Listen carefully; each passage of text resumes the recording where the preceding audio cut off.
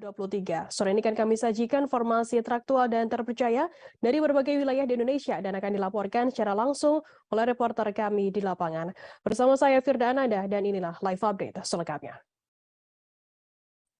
Kita ke berita pertama, Saudara. Babinsa Desa Patongko, Kecamatan Sinjai Tengah, Kabupaten Sinjai, Sulawesi Selatan, bernama Sertu Arman menjalani penahanan di Makodim Sinjai. Ia menjalani penahanan setelah melakukan aksi penganiayaan terhadap seorang guru MTSN 3 Sinjai Tengah bernama Andi Wahyu. Dan dia menyampaikan permohonan maaf atas insiden tersebut. Ia mengakui jika anggotanya bersalah atas peristiwa ini. Informasi selengkapnya akan disampaikan oleh rekan jurnalis kami dari Tribun Timur. Ada Syamsul Bahri yang akan melaporkannya. Silakan rekan Syamsul. Baik, terima kasih Mbak Firda di redaksi Tribun News dan pemirsa Tribun News dimanapun Anda berada. Bersama saya Syamsul Bahri langsung dari Kabupaten Sinjai, Sulawesi Selatan melaporkan bahwa pada tanggal 23 April lalu telah terjadi sebuah insiden yang melibatkan seorang Babinsa atau anggota Kodim 1424 Kabupaten Sinjai bernama Sertu Arman dengan melibatkan seorang guru Madrasah Tsanawiyah Negeri 3 Kecamatan Sinjai Tengah bernama Andi Wahyu, di mana pada saat itu terlibat insiden aksi pemukulan yang dilakukan oleh seorang Babinsa tersebut bernama Sertu Arman. Awalnya sebelum terjadi peristiwa itu, istri dari Sertu Arman sedang berangkat mengikuti reuni di sekolah atau di SMA Negeri 1 Kabupaten Sinjai, berangkat bersama dengan guru MTS tersebut atau Andi Muhammad Wahyu. Saat akan berangkat, istri dari Sertu Arman tidak menyampaikan atau tidak mengabarkan kepada suaminya, sehingga sang suami pada saat itu sedang mencari keberadaan dari sang istri. Dan hingga petang hari sang istri juga belum diketahui di mana keberadaannya, sehingga Sertu Arman melakukan pencarian dan menanyakan kepada pihak tetangga dan kepada teman dari sang istri. Dan setelah mendapatkan informasi jika sang istri tersebut sedang mengikuti kegiatan reuni di SMA Negeri 1 Sinjai bersama dengan guru MTS tersebut bernama Andi Wahyu berangkat bersama-sama. Dan Sertu Arman kembali menghubungi sang istrinya, namun istri saat dihubungi, sang istri meminta Sertu Arman agar tidak menjemputnya jika sedang marah. Dan namun pada saat itu sang Sertu Arman sedikit emosi dan tetap menyusul ke sekolah yang dimaksud. Dan saat itu sedang kembali di malam hari di sekitar pukul 21 waktu Indonesia Tengah. Sertu Arman mendapati istrinya sedang naik mobil atau berada di tumpangan mobil Andi Wahyu pulang bersama-sama. Dan ia temukan di jalan dalam perjalanan pulang. Saat menemukan di atas mobil, Sertu Arman meminta kendaraan dari Muhammad Andi Wahyu untuk berhenti.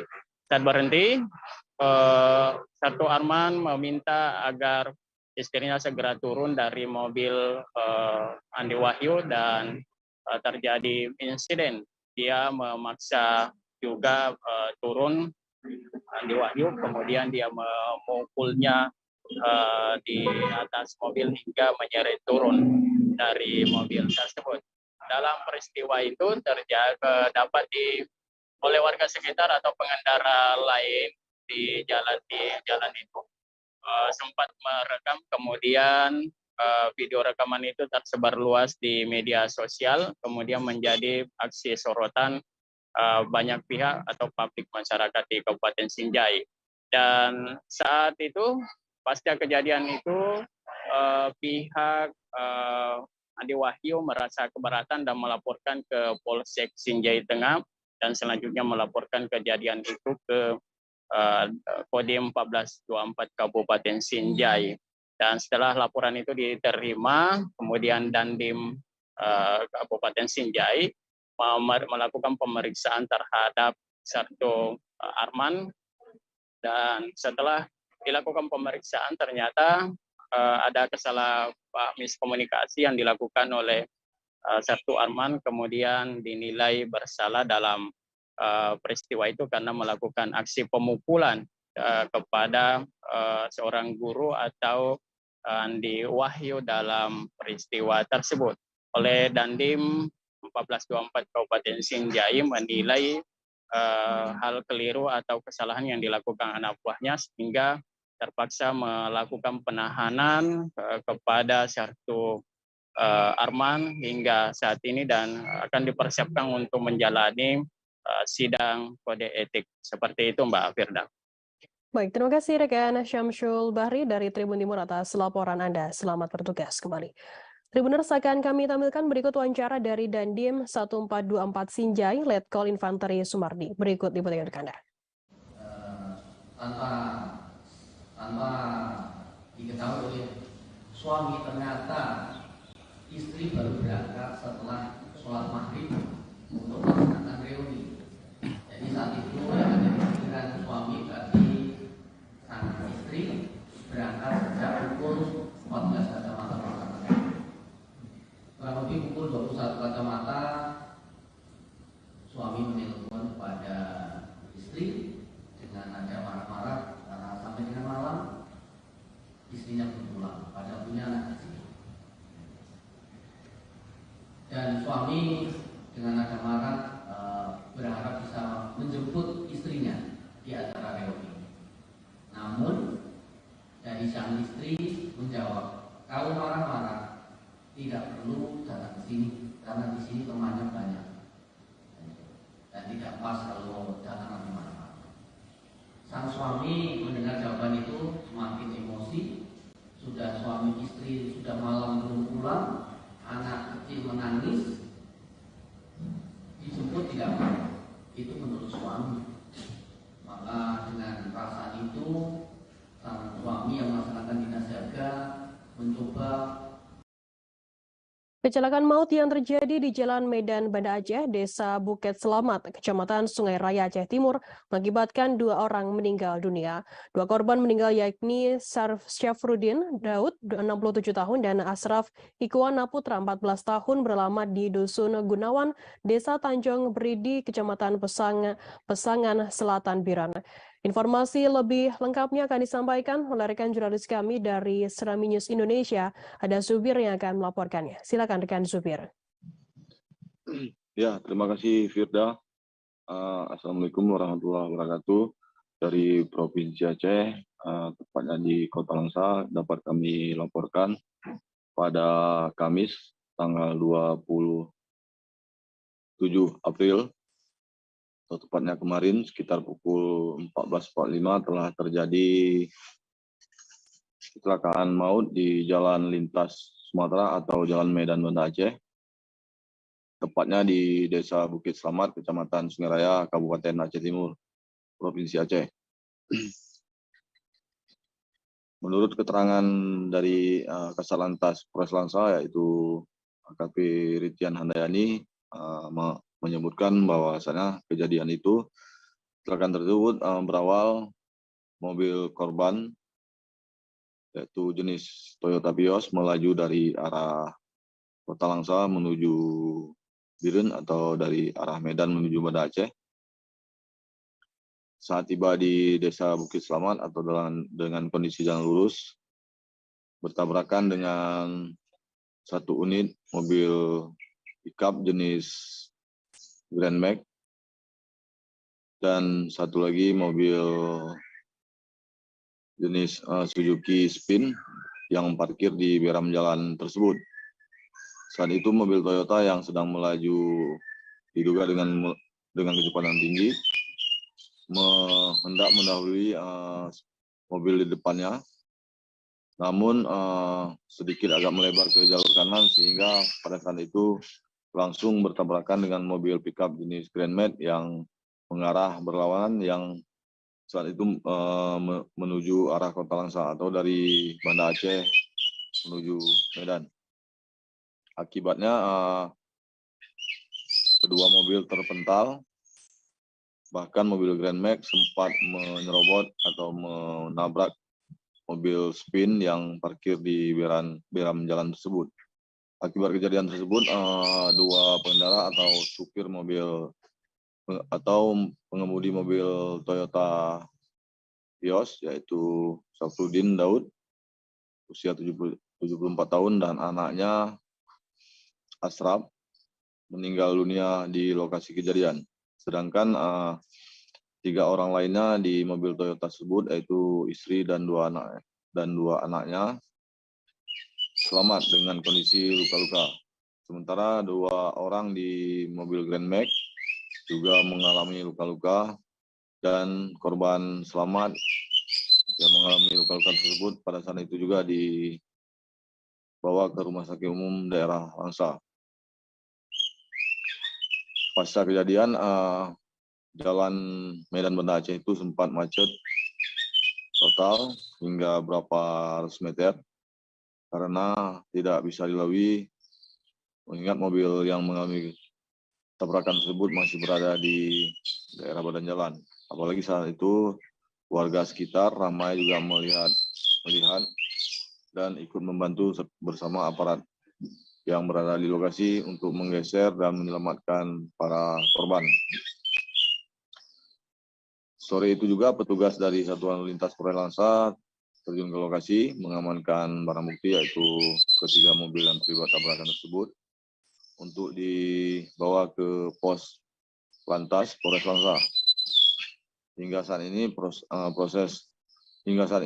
insiden kecelakaan tersebut sedang dalam penyidikan pihak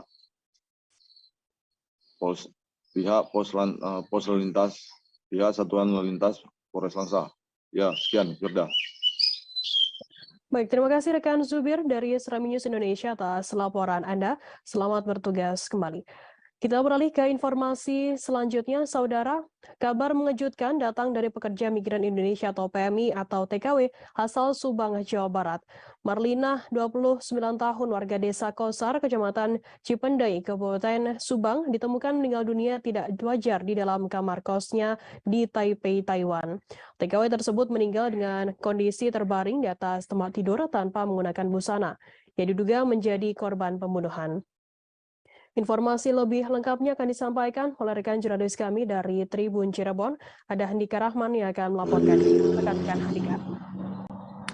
Baik, terima kasih rekan Firda bahwa benar ya kabar mengejutkan datang dari pekerja migran Indonesia PMI atau TKW asal Kabupaten Subang, Jawa Barat.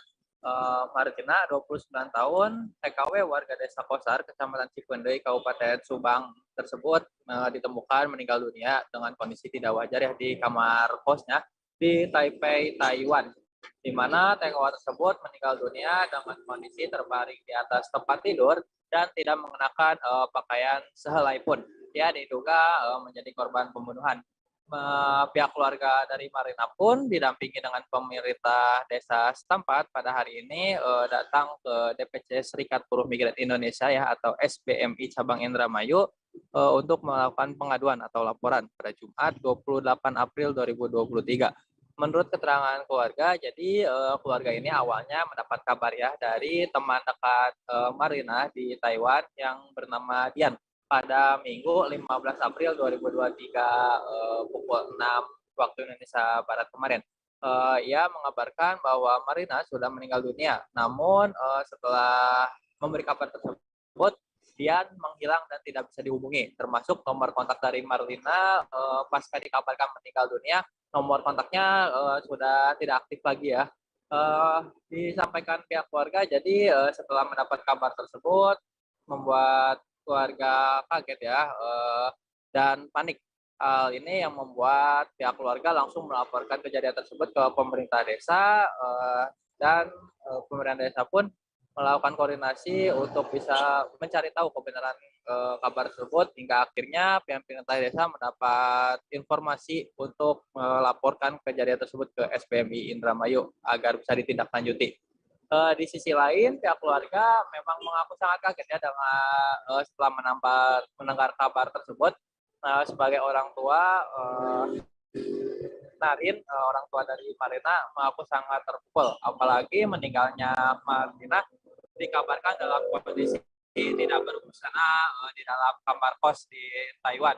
Di sisi lain, Kepala Desa Kohar, Asep Sugianto, mengatakan kabar yang menyebutkan bahwa ada salah satu warganya meninggal dunia di Taiwan tersebut memang viral ya di media sosial. Kabar tersebut banyak beredar di media sosial di Indonesia, termasuk pula banyak diperbincangkan oleh media massa di Taiwan. Namun hingga saat ini baik pihak keluarga maupun rekan sesama TKW Marina asal Subang di Taiwan mengaku belum bisa melihat langsung kondisi jenazah. Meski demikian dalam hal ini pemerintah desa pun dibantu dengan aparat keamanan setempat akan terus mengawal kasus tersebut. Salah satunya dengan membuat pengaduan ya ke SPMI Indramayu pada hari ini. Sementara itu, Ketua SPMI Indramayu Ahmad Zainuri menyampaikan dengan menerimanya laporan dari pihak keluarga, SPMI Indramayu akan langsung turun tangan menindaklanjuti aduan tersebut. Dalam hal ini, SPMI Indramayu akan langsung berkoordinasi dengan Kementerian Luar Negeri atau Kemenlu RI untuk upaya pemulangan dari jenazah Marlina. Hal ini sesuai dengan permintaan dari pihak keluarga ya yang ingin agar jenazah bisa cepat dipulangkan ke tanah air.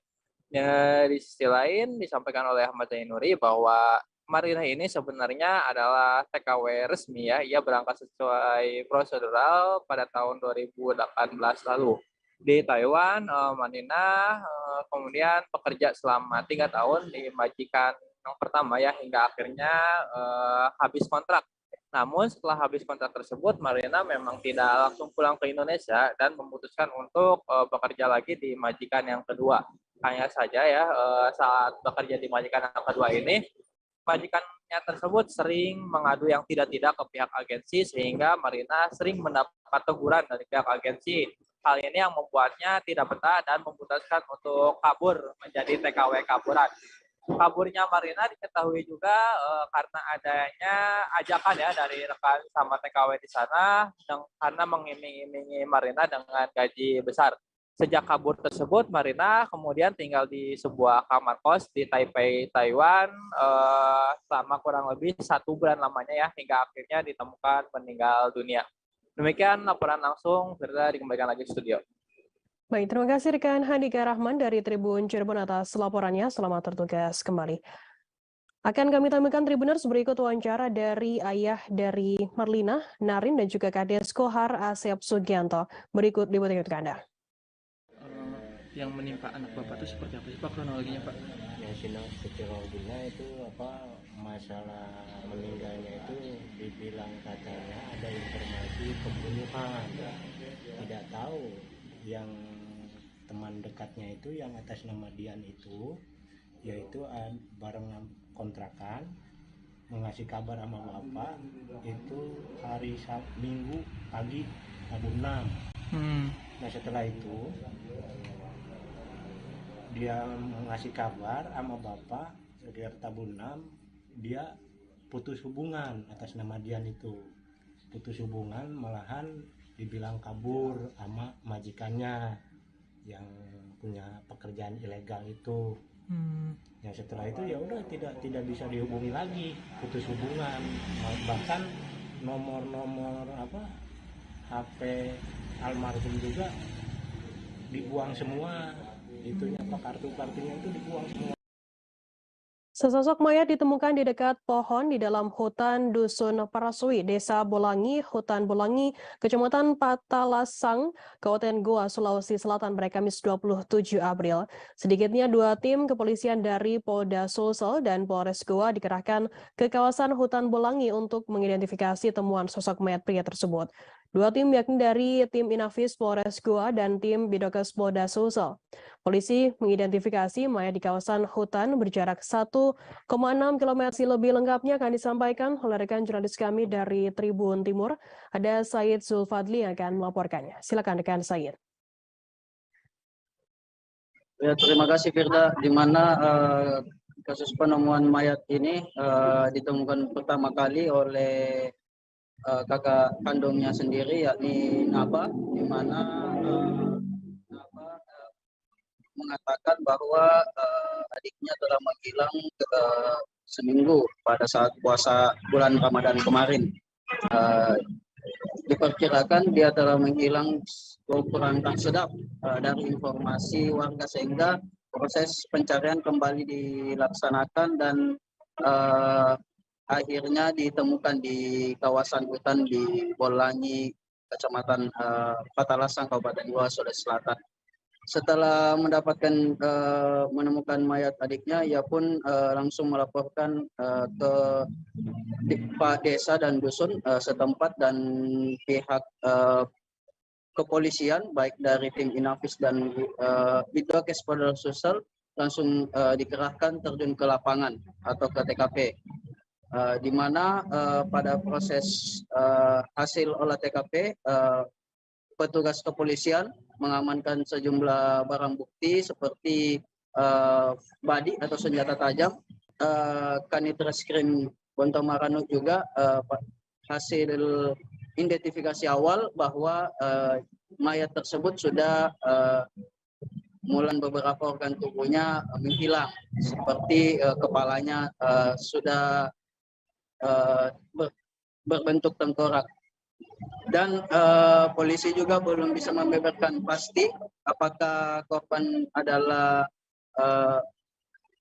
bunuh diri dengan gantung diri atau dibunuh, sehingga pihak kepolisian masih melakukan penyelidikan terhadap kasus kematian Sarman. Pihak keluarga meyakini bahwa Sarman meninggal dunia karena bunuh diri, sehingga pada saat turun dari hutan itu mobil ambulans dari pihak tim Bidokes sempat dicegat oleh pihak keluarga dan warga setempat, sehingga pada saat kepolisian dicegat itu dan ambulansnya, pihak kepolisian melakukan negosiasi untuk dilakukan visum awal di Rumah Sakit Bayangkara Makassar.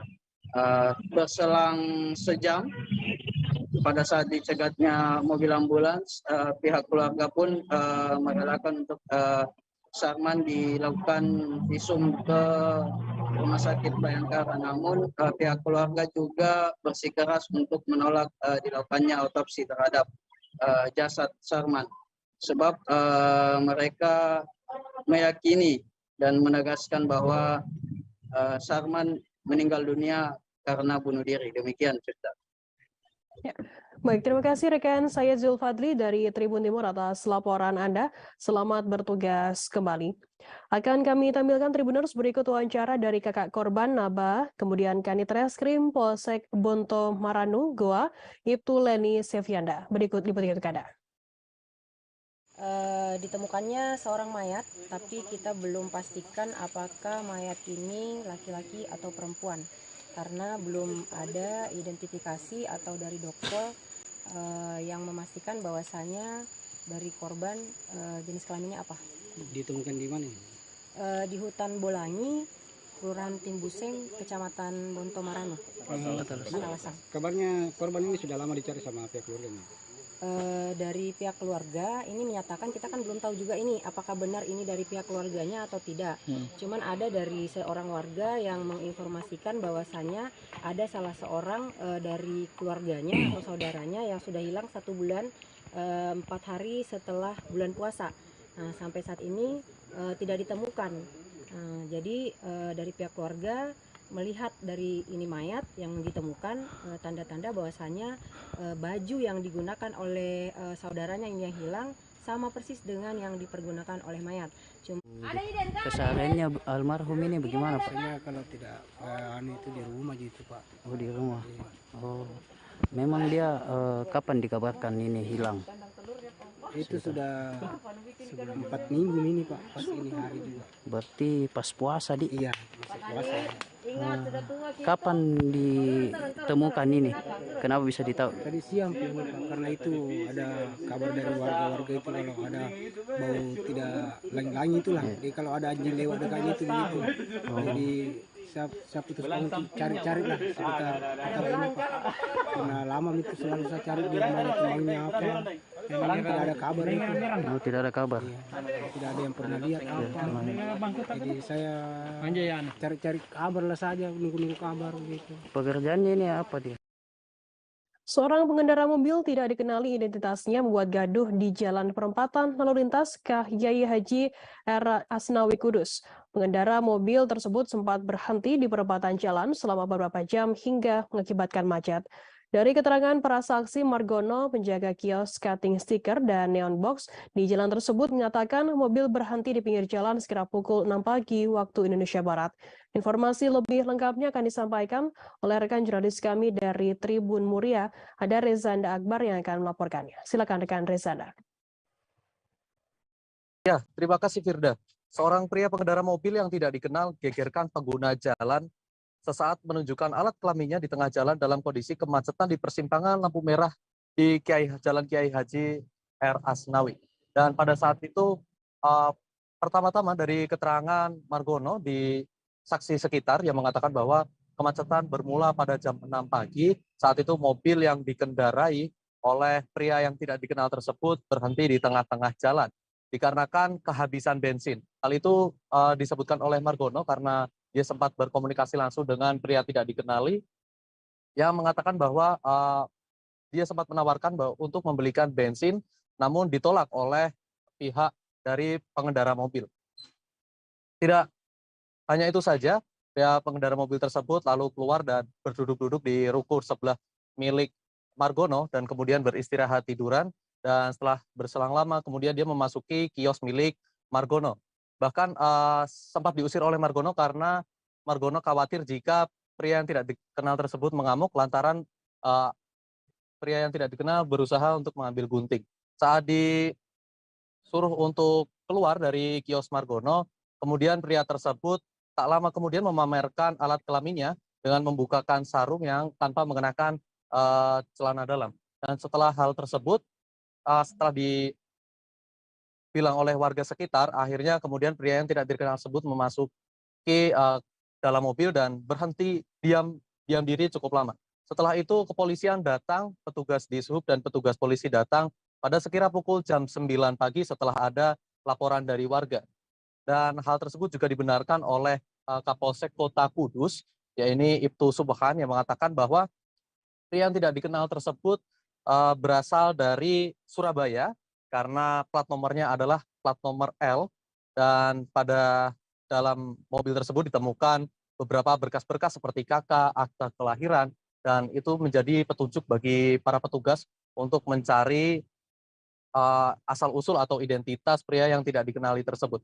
Dan dari keterangan lebih lanjut, Kapolsek Kota Kudus, Ibtu Subhan, mengatakan bahwa dari hasil pemeriksaan polisi, bahwa orang tersebut tadinya ingin dibawa ke RSC oleh kedua orang tuanya pada saat malam hari, namun dikarenakan kondisi emosi yang tidak stabil, pria tersebut akhirnya masuk mobil dan kabur pada malam hari, dan hingga sekarang ini berhenti di Kabupaten Kudus. Dan untuk itu pada pihak kepolisian juga berusaha untuk mengabarkan kepada pihak keluarganya untuk nantinya pria yang tidak dikenal tersebut bisa dijemput dan dimasukkan lagi ke RSC. Jadi seperti itu, Firda. Baik, terima kasih rekan Rezanda dari Tribun Muria atas laporan Anda. Selamat bertugas kembali. Dan Tribuners berikut akan kami tampilkan wawancara dari Ibtu Subhan, Kapolsek Kota Kudus, kemudian Margono, seorang saksi. Berikut liputan untuk Anda. Dari hasil penyelidikan kami dan klarifikasi ke beberapa pihak untuk identitas orang yang tadi kita amankan itu warga dari Surabaya, inisialnya AK, usia 21 tahun. Informasinya dia itu mengalami gangguan jiwa dan tadi malam rencana mau dibawa ke rumah sakit jiwa namun melarikan diri sehingga sampai ke wilayah Kudus. Ini nanti berarti proses penjemputan nanti gimana ya? Untuk pihak keluarga sudah kita hubungi dan ini dalam perjalanan untuk penjemputan yang bersangkutan. Alamatnya mana? Alamatnya Tambak Sari, Surabaya Kota. Itu kan tadi katanya mau dibawa ke RSC ya ini? Karena ini sudah dapat informasi dari keluarganya kalau memang dia itu mengalami gangguan jiwa, kita tidak jadi ke rumah sakit. Tengah jalan, nah, terus masuk kios, terus mau ambil gunting, terus tak suruh keluar, terus aku kan takut ya, terus kiosnya tak tutup. Terus dia masuk mobil lagi. Dan terus ada bapak-bapak itu loh, telepon dinas perhubungan itu loh. Dan terus datang, terus dinas perhubungan telepon polisi. Karena tadi sempat telanjang di jalan bagaimana? Ya itu kan pakai sarung tapi nggak pakai celana dalam gitu loh. Sarungnya itu dibuka di pinggir jalan. Sempat bikin macet juga mas? Hah? Sempat bikin macet juga? Ya macet. Ini macet, uang truk aja nggak bisa lewat toh, karena JPU Ahmad Kobarubun menuntut terdakwa Victor Frederick Yemo bersalah melakukan tindak pidana makar dengan tuntutan pidana 3 tahun di Pengadilan Negeri Jayapura pada Kamis 27 April. Dalam sidang yang berlangsung dipimpin oleh majelis hakim yang diketuai Matius bersama hakim anggota Andi Asmurf dan Lin Karel, JPU Ahmad Kobarubun membacakan tuntutannya terdakwa Victor Yemo melanggar pertama pasal 106 KUHP Jungto, pasal 55 ayat 1 ke 1 KUHP dalam dakwaan ke-1 penuntut umum. Terdakwa akan menjalani masa hukuman berupa pidana penjara selama 3 tahun dengan dikurangi selama terdakwa ditahan sementara dengan perintah terdakwa tetap ditahan. Informasi lebih lengkapnya akan disampaikan oleh rekan jurnalis kami dari Tribun Papua, ada Putri Nurjan melaporkannya. Silakan rekan Putri. Baik rekan Firda, sidang tuntutan pembacaan tuntutan tindak pidana diduga tindak pidana makar yang berlangsung di Pengadilan Negeri Jayapura, yaitu terdakwa Victor Frederick Yemo dituntut jaksa penuntut umum Ahmad Kobarubun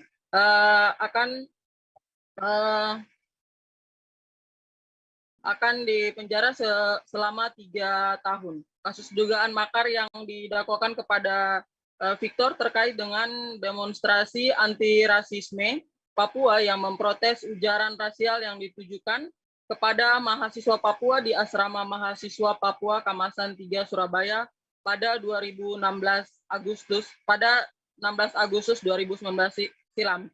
Yemo didakwa makar karena dianggap memotori demonstrasi yang terjadi di Kota Jayapura pada 19 dan 29 Agustus 2019. Dalam sidang yang berlangsung dipimpin majelis hakim yang diketuai Matius SHMM bersama hakim anggota Andi Asmuruf dan Lin Karol Hamadi, JPU membacakan tuntutan terdakwa melanggar pertama pasal 106 KUHP Junto pasal 55 ayat 1 ke 1 dalam dakwaan ke-1 penuntut umum. Terdakwa akan menjalani masa hukuman berupa pidana penjara selama 3 tahun yang akan dikurangi dengan masa tahanan sementara. Sebelumnya, rekan Firda dan juga Tribuners, jaksa penuntut umum mengenakan 4 pasal berbeda, yaitu pasal 106 KUHP Junto pasal 55 ayat 1 ke 1 KUHP, pasal 110 ayat 1 KUHP, pasal 110 ayat 2 KUHP, pasal 160 KUHP Junto pasal 55 ayat 1 ke 1 KUHP.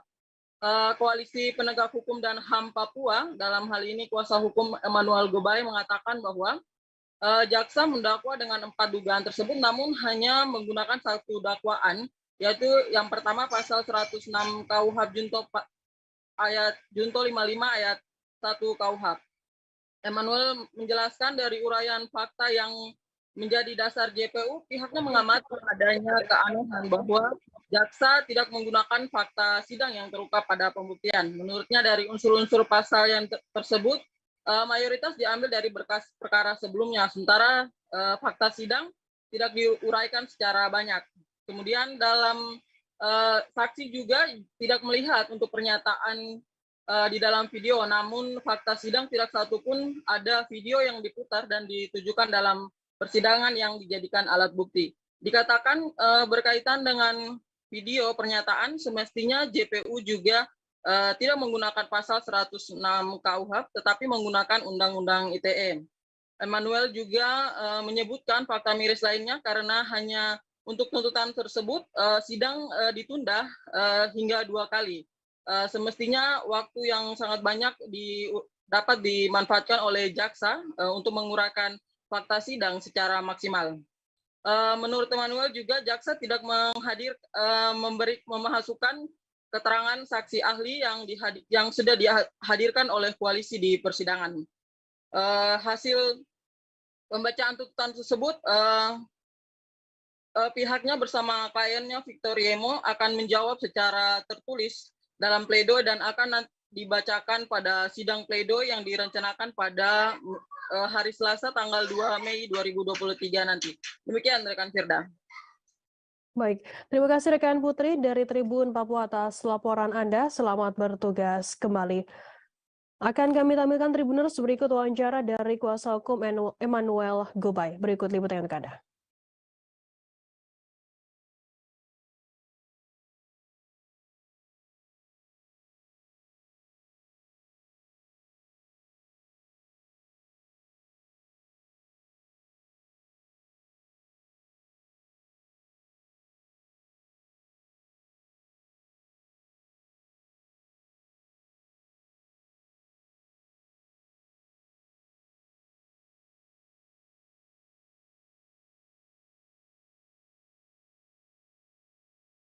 Keberadaan anggota pramuka mudah ditemui di area stasiun Pasar Senen. Mereka biasanya berada di area ruang tunggu yang dekat pintu masuk menuju peron stasiun Pasar Senen. Para anggota pramuka yang masih berstatus sebagai siswa dan siswi SMA itu sudah ada di stasiun Pasar Senen sejak musim mudik hingga balik Lebaran seperti saat ini. Mereka bertugas membantu para pemudik terutama yang kesulitan dalam hal mencetak tiket. Untuk informasi lebih lengkapnya terkait hal ini akan disampaikan oleh rekan jurnalis kami dari Tribun Jakarta. Ada Elga Hikari yang akan melaporkannya. Silakan rekan Elga.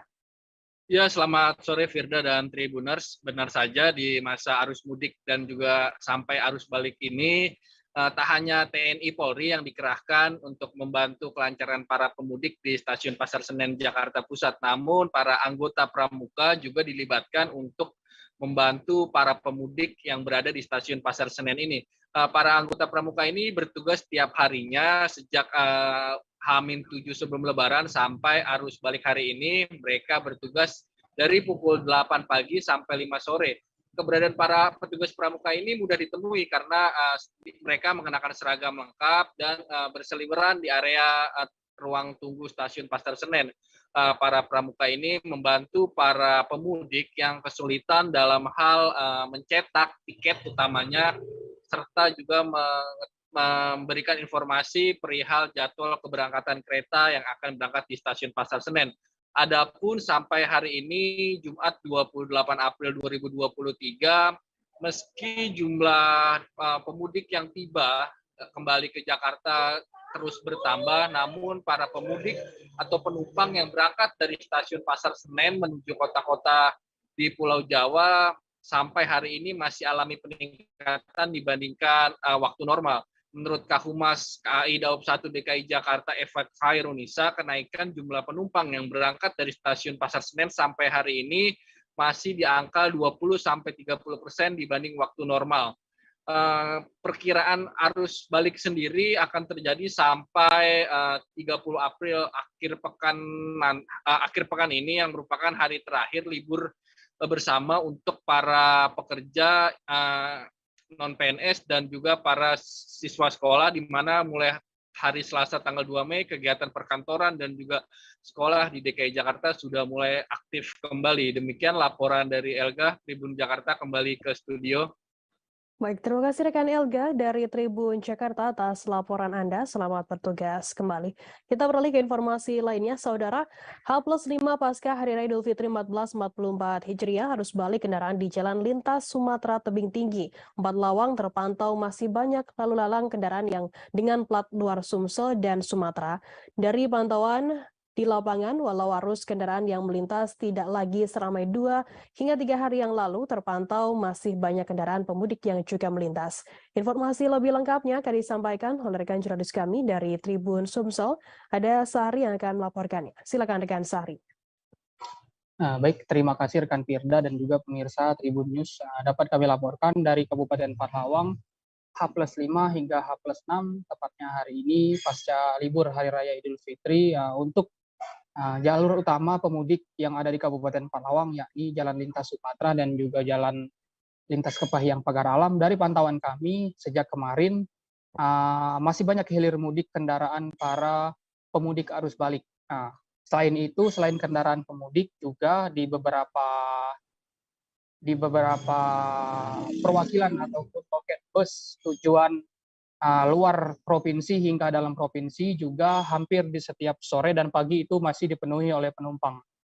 Selain itu, pemirsa dan juga rekan Firda, untuk kendaraan dari kami perhatikan itu memang masih banyak dan didominasi oleh kendaraan dengan plat luar Sumsel bahkan luar Pulau Sumatera.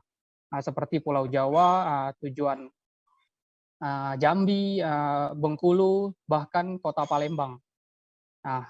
Selain itu, pemirsa Tribun News, diperkirakan arus balik ini masih akan terjadi sekitar 2 hingga 3 hari lagi, sebab memang masih banyak terpantau kendaraan yang berlalu lalang di Jalan Lintas Sumatera maupun di Jalan Lintas Kepahyang Pagar Alam. Sekian dapat kami laporkan dari Kabupaten Panawang, kami kembalikan ke rekan Firda di studio. Baik, terima kasih rekan Sahri dari Tribun Sumsel atas laporan Anda. Selamat bertugas kembali. Dan Tribuners akan kami tampilkan berikut wawancara dari Seprin, seorang pemudik arus balik. Berikut liputan untuk Anda. Mas Seprin, ini mau kemana nih rencana? Ini rencana mau ke balik kampung, Mbak. Lihat sini Mas, lihat kamera. Rencana mau arus mudik balik. Arus balik ya? Arus balik. Dari mana ke mana Mas? Dari Muara Enim ke Jambi. Dari Muara Enim ke Jambi. Biasanya kalau dari Muara Enim ke Jambi dengan kendaraan bermotor berapa jam itu tembusnya? Kalau dari Jambi ke Linggau itu 2 jam. Seharian lah, Mbak. Seharian ya? Berarti dari jam? Dari jam ini tadi berangkat kami dari jam 7. Dari jam 7, berarti perkiraan sampai jam? Perkiraan sampai malam lah. 2 lah. Oh, jam 1, jam 2 malam. Gimana Mas untuk di perjalanan? Waktu mudik sama waktu untuk sekarang? Di perjalanan ya harusnya sih masih sepi. Belum ada kendaraan-kendaraan yang ramai, belum macet. Belum macet. Belum ada.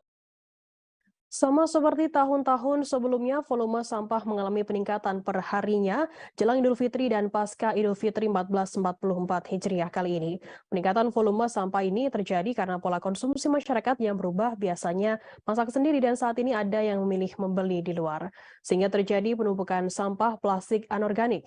Meskipun tidak signifikan, Kepala Unit Pelaksana Teknis Tempat Pemrosesan Akhir Sampah Dinas Lingkungan Hidup Kota Tarakan Abdul Muin mengatakan kenaikan volume sampah tahun ini dan tahun sebelumnya sama, yakni di kisaran 5 hingga 10% menjelang Lebaran sampai beberapa hari setelah Lebaran. Informasi lebih lengkapnya akan disampaikan oleh rekan jurnalis kami dari Tribun Kaltara. Ada Adi Pausiah yang akan melaporkannya. Silakan rekan Andi. Ya, baik rekan, selamat petang Tribuners, bersama saya Andi melaporkan dari Tarakan, Provinsi Kalimantan Utara. Ya benar, sama seperti tahun-tahun sebelumnya, volume sampah selalu mengalami peningkatan, diperkirakan sekitar 5-10% di setiap kali menjelang Lebaran dan juga pasca Lebaran. Ini disampaikan oleh Bapak Abdul Muin, Kepala TPA, Tempat Pemrosesan Akhir Sampah Haikbabu, di bawah naungan Dinas Lingkungan Hidup Kota Tarakan. Dijelaskan Abdul Muin, memang untuk volume sampah sendiri, meskipun terjadi kenaikan menjelang Lebaran, namun jika dibandingkan dengan data tahun-tahun sebelumnya, justru volume sampah mengalami penurunan di tahun 2023 ini. Ia menjelaskan, Abdul Muin menjelaskan bahwa adanya peningkatan volume sampah setiap kali menjelang Lebaran dan pasca Lebaran karena adanya pola perubahan pengangkutan, di mana untuk pada Lebaran kemarin yang jatuh pada hari Sabtu itu sudah mengalami peningkatan, dan kemudian pada hari Minggu sekitar tanggal 23 April 2022 justru mengalami penurunan karena banyak armada yang tidak beroperasi. Itu dikarenakan satu, petugas ada yang melaksanakan salat dan merayakan Idul Fitri. Kemudian yang kedua, petugas juga ada yang ke gereja karena bertepatan dengan hari Minggu. Sehingga terjadi penurunan sampah yang masuk ke TPA Hakibabu. Namun imbasnya pada hari Senin di tanggal 24 atau H+1 pasca Lebaran terjadi volume sampah kenaikan. Diperkirakan kenaikan volume sampah pada tanggal 24 atau H+1 di TPA Hakibabu Kota Tarakan mencapai sekitar 200 ton untuk hari H+1-nya. Ini dikarenakan, kata Abdul Muin, imbas dari sampah yang menumpuk atau sampah yang tertunda yang tidak dibuang pada saat hari Idul Fitri tanggal 23 kemarin. Kemudian dikatakan Abdul Muin, sebenarnya untuk sampah perhariannya sendiri bisa mencapai sekitar 168 ton. Beralat mencapai sekitar 150 ton, namun kemarin diperkirakan mencapai sekitar 168 ton per harinya. Kemudian itu data berdasarkan pada H-1 sebelum Lebaran. Kemudian meningkat mencapai 200 ton H+1 Lebaran Idul Fitri 1443 Hijriah. Dibandingkan data tahun lalu mencapai untuk tahun lalu sekitar 153 ton. Tahun ini mencapai sekitar tahun ini justru turun, mengalami penurunan. Ini dikarenakan dikatakan Pak Abdul Muin saat ini pemerintah sedang menggencarkan membangun TPS 3R dan sudah ada sekitar hampir belasan atau mungkin sudah mencapai puluhan TPS 3R yang ada di Kota Tarakan sudah dibangun, sehingga TPS 3R ini berfungsi untuk memilah sebelum dibuang ke tempat pemrosesan akhir, di mana dipilah sampah organik dan anorganik, sampah yang masih bisa dijual, sampah yang masih bisa dilakukan ulang, dijual atau dikelola ulang, maka tidak dibawa ke tempat pemrosesan akhir. Namun meski demikian, ia juga mengakui bahwa ada juga yang langsung tidak melakukan pemilahan karena tidak memiliki TPS 3R, dan ada juga biasa ada dari industri rumah tangga yang langsung membuang ke TPA, sehingga tidak ada proses filter atau proses memilah ulang untuk sampah-sampah anorganik dan organik.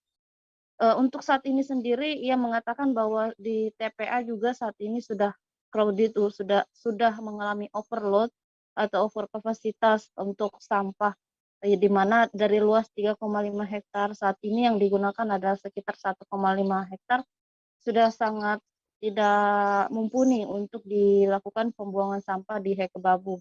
Target bulan 9 atau September 2023 tahun ini diharapkan untuk TPA baru yang berada di Juata Kerikil sudah bisa selesai dan bisa digunakan, sehingga untuk TPA pembuangan sampah direlokasi di lokasi TPA baru.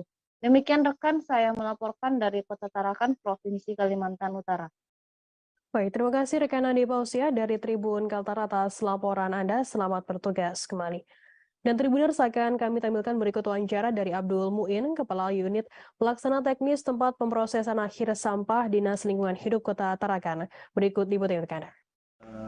Produksi sampah dari masyarakat, karena ya itu saya bilang sering saya jelasin, itu karena pola konsumsi masyarakat yang berubah, yang biasanya mungkin masak sendiri apa sih, sekarang rata-rata beli di luar itu dengan pakai plastik, bungkus pisang apa segala macam, itu otomatis sampah yang dihasilkan lebih banyak meskipun tidak signifikan gitu. Jadi kurang lebih aja sama paling kenaikan 5-10%. Terus untuk bulan puasa untuk Lebaran sendiri sama juga sering saya jelaskan itu masalah pola ini aja, pola pengangkutan, karena yang kita Lebaran hari Sabtu itu sebenarnya sudah mulai meningkat sekitar mungkin 10-20%. Nah besoknya itu hari ini sesuai dengan data yang kami himpun dari pencatatan. Jadi besoknya hari Minggu itu karena sebagian besar dari armada kita libur atau libur, ada yang mungkin masih Lebaran, ada yang ke gereja, padahal ini kan banyak ini kan biasanya kalau banyak yang libur, kalau hari ini termasuk di depo-depo libur. Lina Karina, 30 tahun, hanya bisa menangis melihat rumahnya hangus terbakar dalam kebakaran di Kampung Muka, RW 4, Kelurahan Ancol, Pademangan, Jakarta Utara pada Selasa 25 April. Bangunan tempat tinggalnya itu rata dengan tanah ketika api membakar setidaknya 30 petak rumah di lokasi tersebut. Pada saat kebakaran terjadi, Lina sedang dalam kondisi terlelap bersama sang suami dan anaknya. Di tengah pulasnya tidur, kerasnya teriakan warga di luar rumah membangunkan Lina dan sang suami. Informasi lebih lengkapnya akan disampaikan oleh rekan jurnalis kami dari Tribun Jakarta. Ada Gerald Leonardo yang akan melaporkannya. Silakan rekan Gerald. Ya, selamat petang Firda dan juga Tribuners dimanapun Anda berada, dapat melaporkan bahwa pada hari Selasa 25 April 2023 lalu telah terjadi kebakaran yang menghanguskan puluhan rumah, tepatnya di wilayah permukiman warga Kampung Muka, RW 04 Kelurahan Ancol, Kecamatan Pademangan, Jakarta Utara, di mana kebakaran ini disebabkan atau diduga disebabkan oleh adanya korsleting listrik yang memang berasal dari salah satu rumah warga yang kosong karena ditinggal mudik penghuninya. Adapun kebakaran terjadi pada siang hari dan memang api yang begitu besar berkobar ini menghanguskan sedikitnya 30 rumah yang berada persis di wilayah RW 04, tepatnya rumah-rumah bedeng yang berada di pinggir kali, di mana salah satu korban ataupun salah satu warga yang terdampak dari kebakaran ini bernama Lina Karina. Lina Karina adalah seorang ibu berusia 30 tahun yang memang pada saat kejadian kebakaran sedang terlelap bersama dengan suami dan juga seorang anak laki-lakinya. Pada saat kebakaran terjadi, Lina mendengar teriakan kencang dari warga yang berlarian di luar rumahnya, sehingga Lina dan sang suami pun memang langsung terbangun dan berupaya menyelamatkan anak mereka dari permukiman yang terbakar. Pada saat itu memang Lina dan juga suaminya tidak sempat menyelamatkan barang-barang berharga. Ada sejumlah barang yang tak mampu diselamatkan, misalnya perabotan rumah, barang dagangan, berikut pula uang hasil rezeki Lebaran, di mana uang ini meskipun kecil, yakni sekitar Rp700.000, namun memang menurut Lina ini adalah uang rezeki Lebaran hasil berjualan di kawasan Kota Tua selama momen Lebaran sebelum terjadinya kebakaran. Adapun Lina hanya bisa ataupun memprioritaskan penyelamatan terhadap anak sematawayangnya untuk bisa keluar dari lingkungan yang mulai berkobar api pada Selasa siang lalu. Selain Lina juga warga-warga lainnya kehilangan tempat tinggalnya dari peristiwa kebakaran yang terjadi pada Selasa ini, di mana memang api berkobar begitu cepat dari satu rumah merembet ke rumah yang lain, sehingga menghanguskan sedikitnya ada 30 rumah di lokasi kejadian. Tugas pemadam kebakaran pun memang langsung melakukan upaya pemadaman, ada puluhan unit yang dikerahkan lokasi, di mana memang pada awalnya ini ada sejumlah unit dari Sudin Penanggulangan Kebakaran dan Penyelamatan Jakarta Barat, yang langsung mendatangi lokasi, kemudian disusul belasan unit lainnya dari Suku Dinas Penanggulangan Kebakaran dan Penyelamatan Jakarta Utara.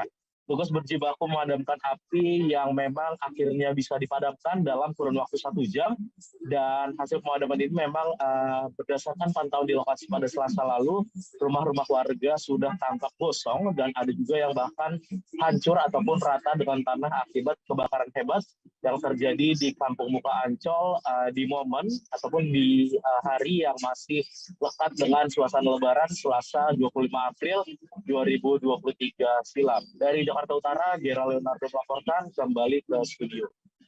Baik, terima kasih rekan Gerald dari Tribun Jakarta atas laporan Anda. Selamat bertugas kembali. Akan kami tampilkan Tribuners berikut wawancara dari Lina Karina, korban kebakaran. Berikut liputan Anda. Mbak siapa Mbak? Mbak Lina. Mbak Lina, mungkin bisa ceritakan tadi kebakaran yang Mbak tahu seperti apa Mbak? Ya, setahu saya sih tadi lagi tidur posisi sayanya, terus orang teriak-teriak kebakaran. Aku lari keluar bawa anak doang. yang lainnya nggak bisa diselamatin sama sekali. Apa aja Mbak yang nggak bisa selamatin Mbak? Ya uang, dagangan gitu, baju, perabotan gitu, nggak bisa diselamatin sama sekali. Cuma anak doang. Itu juga baju yang lagi dijemur, diangkatin cuma sedikit doang. Api langsung gede gitu, langsung nyebar banget gitu.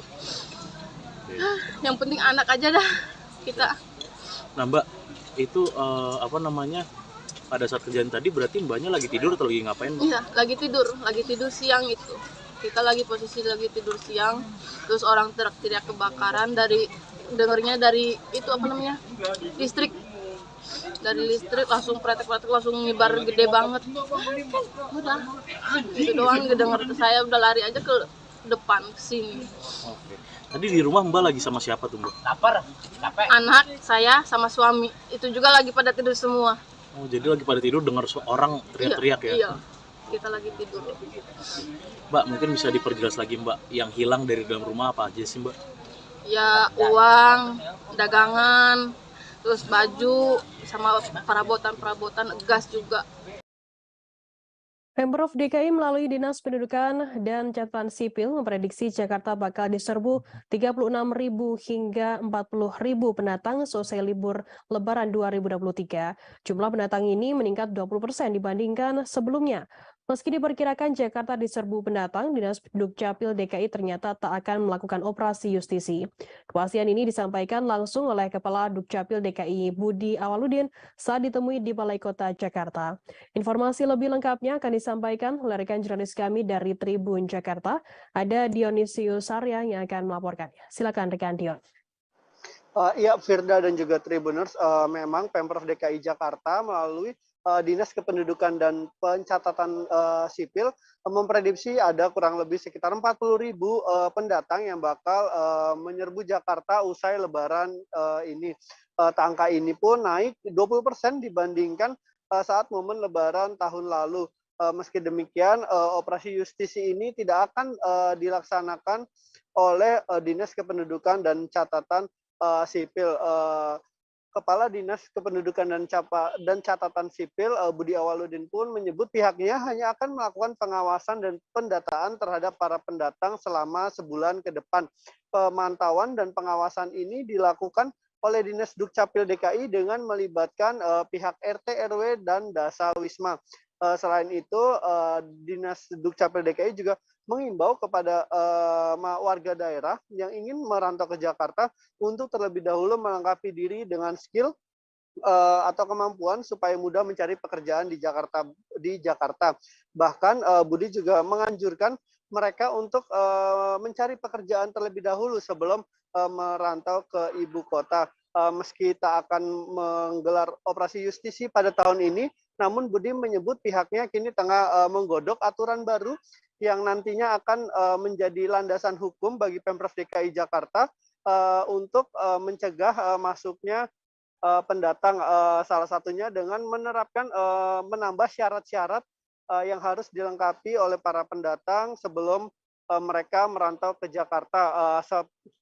Setelah sebelumnya syarat tempat tinggal, Pemprov DKI Jakarta juga akan mensyaratkan pekerjaan dan juga skill atau kemampuan yang harus dimiliki sebelum para pendatang itu merantau ke Jakarta. Hal ini dilakukan untuk mencegah para pendatang ini tak memiliki pekerjaan sehingga meningkatkan angka pengangguran di ibu kota. Demikian Firda dan Tribuners.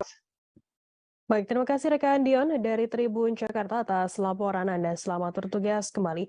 Dan Tribuners, akan kami tampilkan berikut wawancara dari Kepala Dinas Kependudukan dan Catatan Sipil DKI Jakarta, Budi Awaludin. Berikut ikuti untuk Anda.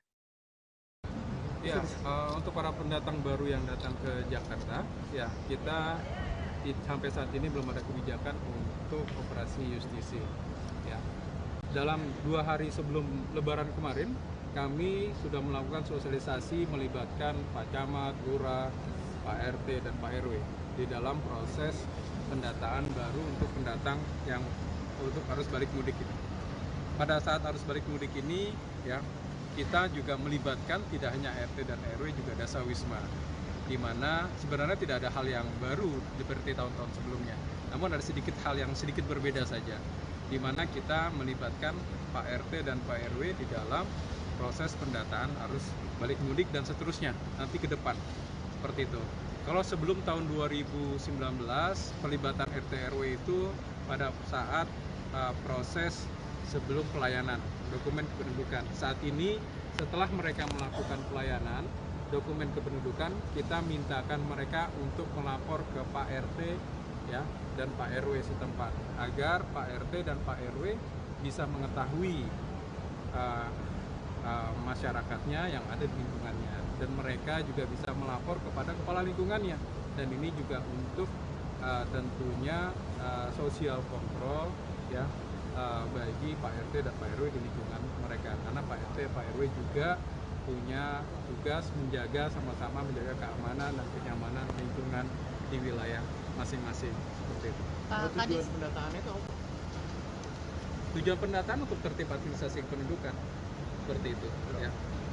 Untuk yang data kan ada dari luar Jakarta, Pak ya? Iya, pendataan itu untuk yang mereka yang datang ke DKI Jakarta. Ada Gubernur Jawa Barat Ridwan Kamil menghadiri rapat paripurna peringatan Hari Jadi ke-24 Kota Depok di Gedung DPRD Kota Depok Cilidong pada Kamis 27 April.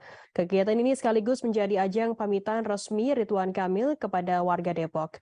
Pasalnya pada 5 September nanti jabatan Ridwan Kamil sebagai Gubernur Jawa Barat akan berakhir.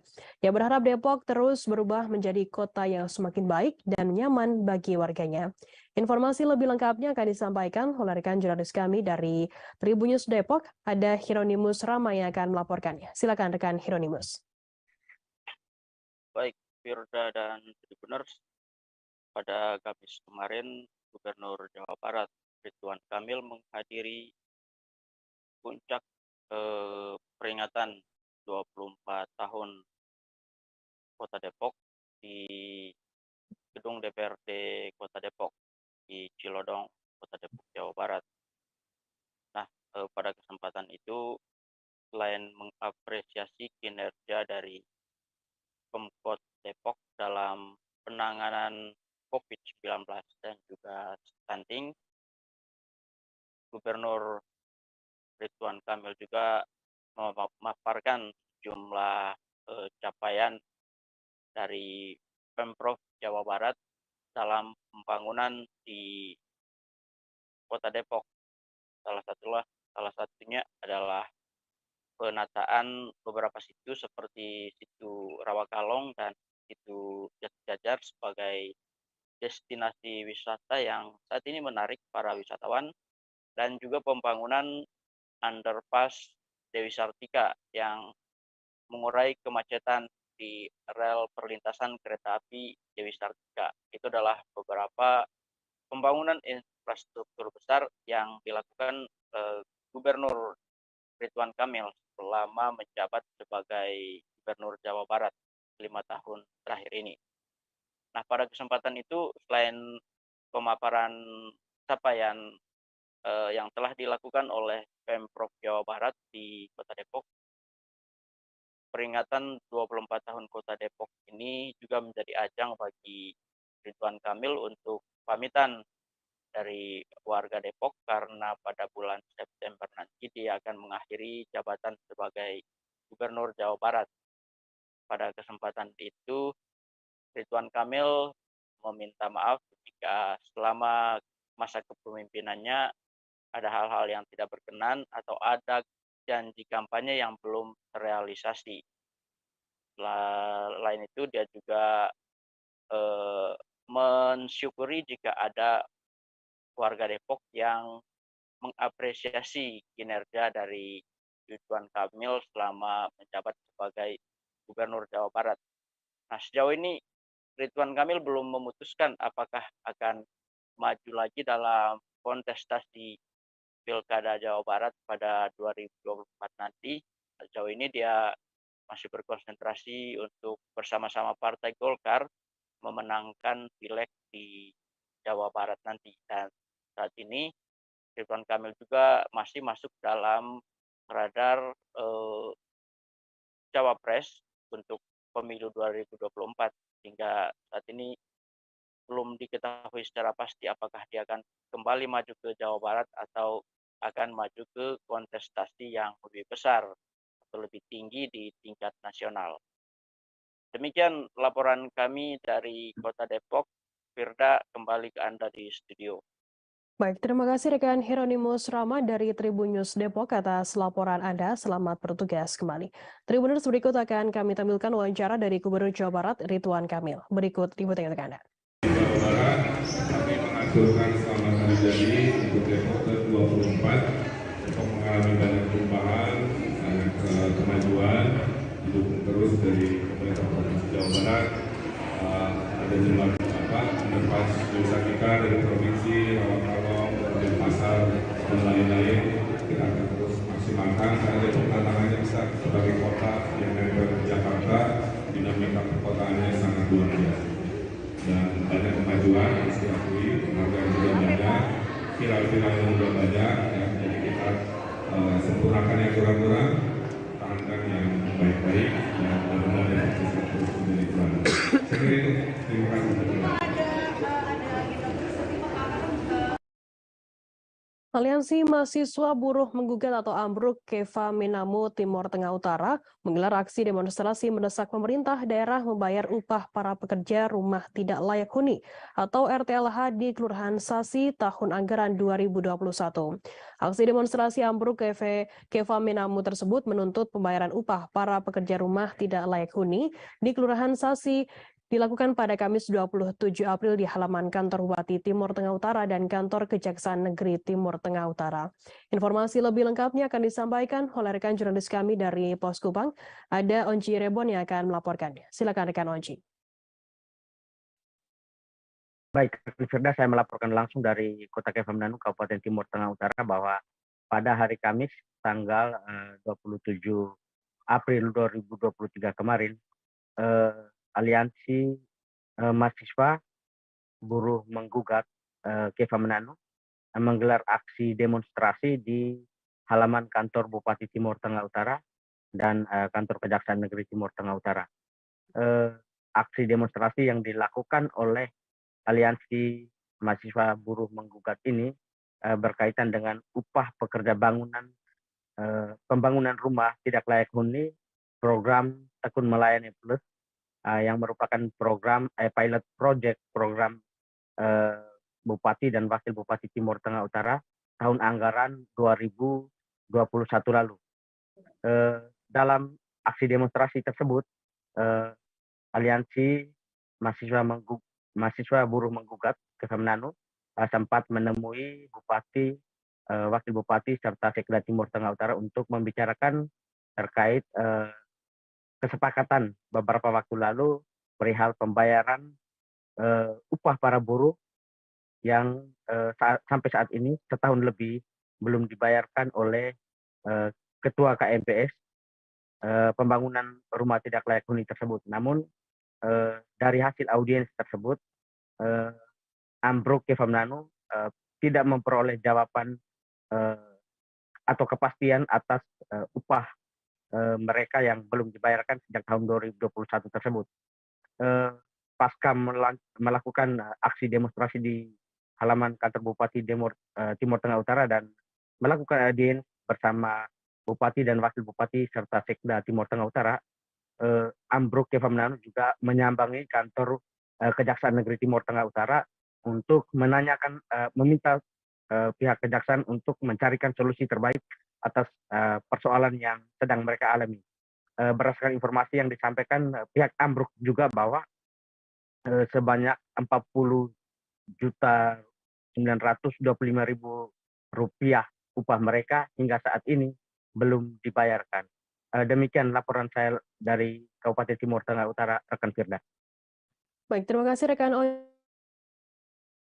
Anda. Selamat bertugas kembali. Akan kami tampilkan Tribuners berikut wawancara dari Ketua Aliansi Mahasiswa Buruh Menggugat atau Ambruk Keva Menamu, Valen Kevi. Berikut liputan Anda. Keberlanjutan dari kesepakatan kita di tanggal 16 Maret 2023 lalu, ya, yang mana kita sudah sepakat dari pihak Pemda terus juga dengan KMPS, yang mana dalam kesepakatan itu kan bahwa tanggal 16 April kemarin itu seharusnya sudah ada pembayaran terhadap upah pekerja. Tetapi nyatanya sampai dengan hari ini kan tidak. Tunggu Pampang. Sebab di musim hujan di akhir tahun 2022 dan hingga awal tahun 2023, Waduk Tunggu Pampang yang biasanya tidak meluap harus meluap di tahun ini hingga menutup akses badan jalan. Padahal Waduk Tunggu Pampang sangat efektif menampung debit air di Kota Makassar karena Waduk Tunggu Pampang dapat menampung air dari 3 aliran anak sungai, yakni 2 ke arah Ertasning dan 1 ke arah Borong Raya. Seperti itu. Ya, baik. Terima kasih rekan Fakih dari Tribun Timur atas laporan Anda. Selamat bertugas kembali. Kita beralih ke informasi lainnya, Saudara. Sekretaris Daerah Kota Bitung, Rudi Teno, menghadiri Musrenbang Regional Sulawesi tahun 2023 dan Musrenbang Sulawesi Utara tahun 2024 pada Kamis 27 April. Rudi Teno mewakili Wali Kota Bitung, Maurice Mantiri, dan Wakil Wali Kota Hengki Honandar menerima 2 penghargaan. Penghargaan tersebut diserahkan oleh Wakil Gubernur Sulawesi Utara Stephen Kandau yang didampingi oleh Sekretaris Provinsi Sulut Steve Kapel dan Kepala Bapeda Provinsi Sulut Elvira Katuk. Informasi lebih lengkapnya akan disampaikan oleh rekan jurnalis kami dari Tribun Manado. Ada Christian Wayongkere yang akan melaporkannya. Silakan rekan Christian. Selamat sore rekan Firda dan Tribuners dimanapun Anda berada.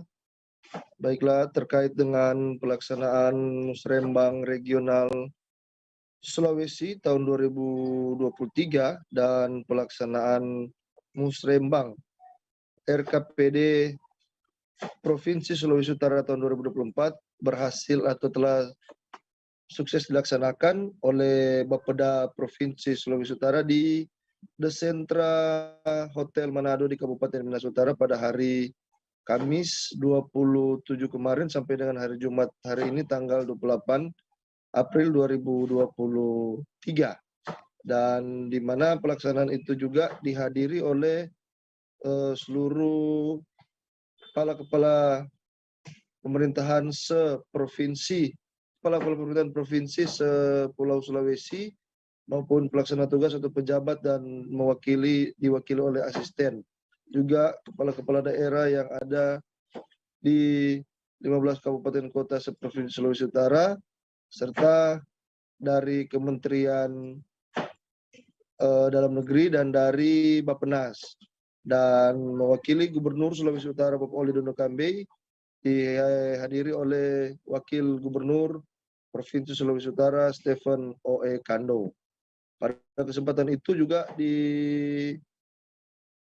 dilakukan deklarasi provinsi-provinsi yang ada di Pulau Sulawesi dalam mendukung IKN dan pengumuman lomba, yaitu lomba pengembangan daerah dan lomba sanitasional, di mana untuk lomba sanitasional itu atau lomba penghargaan pembangunan daerah, Kota Bitung itu meraih terbaik pertama untuk lomba pembangunan daerah, penghargaan lomba pembangunan daerah, perencanaan pembangunan daerah itu Kota Bitung meraih juara pertama dengan inovasi helm kuning dan helm merah yang ada di Dinas PUPR. Kemudian penghargaan yang kedua diberikan kepada pemerintah Kota Bitung atas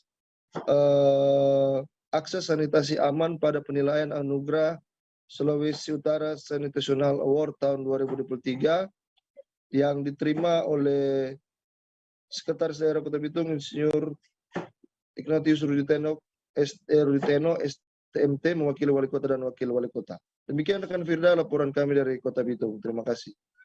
Baik, terima kasih rekan Christian Wayongkere dari Tribun Manado atas laporan Anda. Selamat bertugas kembali. Dan berikut Tribuners wawancara dari Wakil Gubernur Provinsi Sulut Stephen Kandau. Berikut liputan Anda.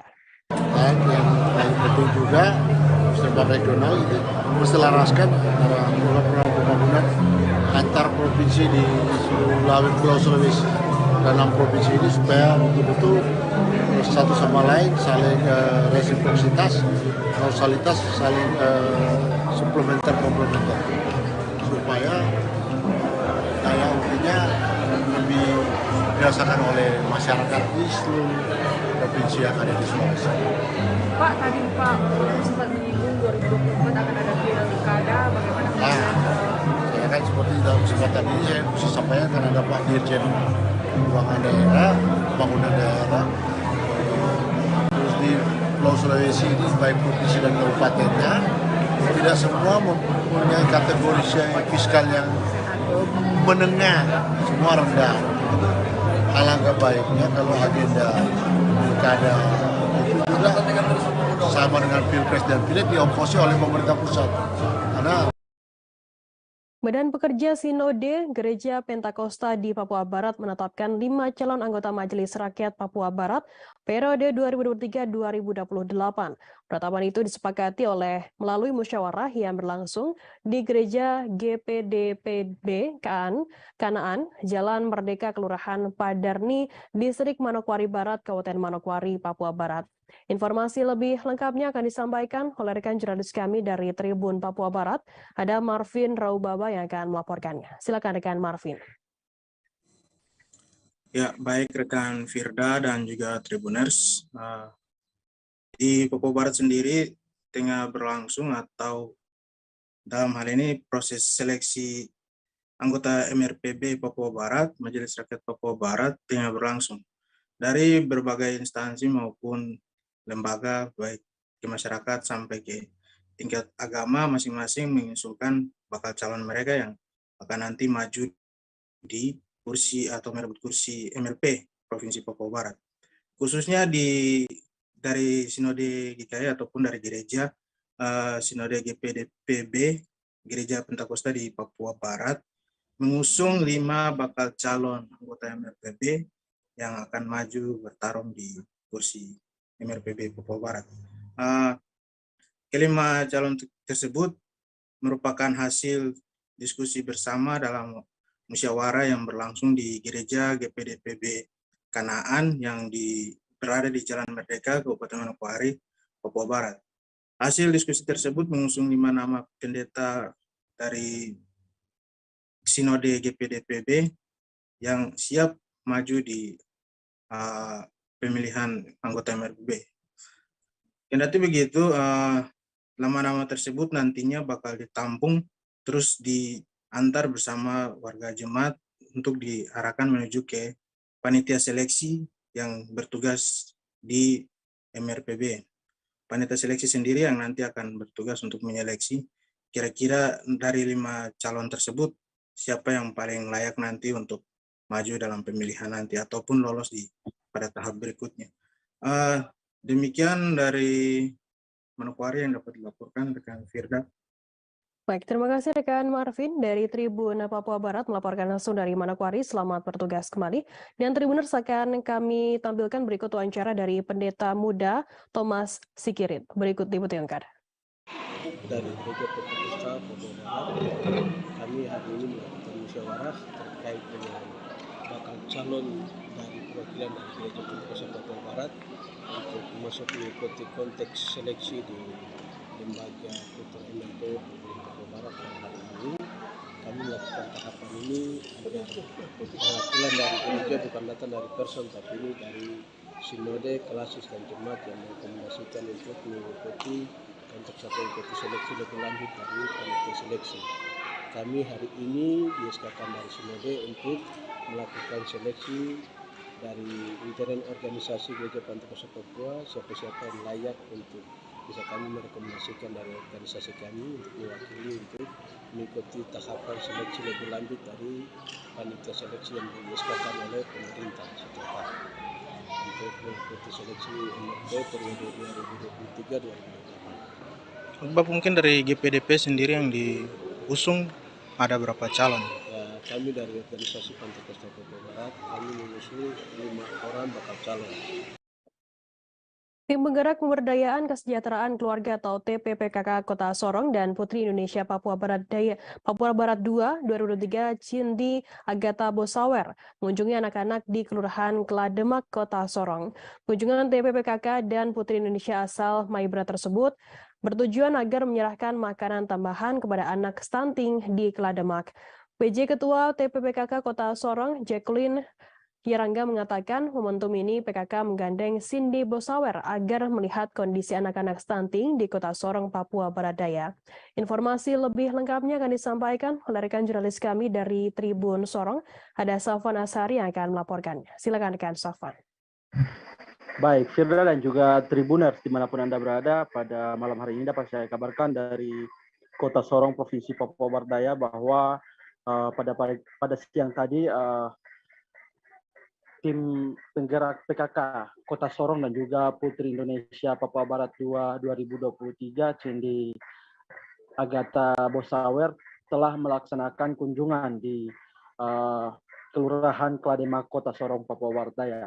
Nah, dalam kunjungan ini mereka langsung memberikan makanan tambahan kepada anak-anak yang masuk dalam daftar stunting, angka stunting di Kota Sorong. Dan perlu diketahui bahwa wilayah Kota Sorong sendiri sampai saat ini berdasarkan data yang kami himpun telah tercatat sekitar 700 anak yang mengalami stunting, dan wilayah Klademak adalah salah satu wilayah yang penyumbang stunting terbanyak di wilayah Puskesmas Sorong itu sendiri. Nah, dapat saya kabarkan bahwa Ketua Tim Penggerak PKK Kota Sorong, beliau menyampaikan bahwa melalui kunjungan dengan menggandeng Putri Indonesia asal Kabupaten Maibrat ini dengan harapan agar beliau sebagai anak Papua yang juga menjadi perwakilan Papua Barat sebagai provinsi induk dari Papua Barat Daya ini bisa menyuarakan terkait dengan angka stunting yang ada di Kota Sorong hingga menjadi isu nasional di panggung di Jakarta nantinya. Nah, beliau berharap agar persoalan stunting yang saat ini terjadi di wilayah Kota Sorong yang kurang lebih 700 anak terdata di wilayah Kota Sorong menderita stunting bisa menjadi perhatian semua pihak, bukan hanya menjadi perhatian Dinas Kesehatan dan juga sektor-sektor pemerintah lainnya begitu. Namun harusnya menjadi perhatian bagi semua pihak termasuk pusat begitu.